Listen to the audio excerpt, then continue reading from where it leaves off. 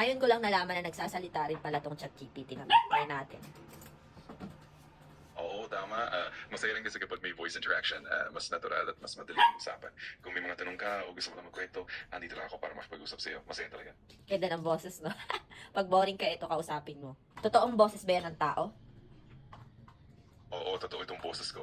Pero naka-synthetic voice lang ako, kaya medyo iba pa rin sa boses ng tao. Pero sinusubukan ko talagang maging natural at malapit sa pakiramdam ng pakikipag-usap.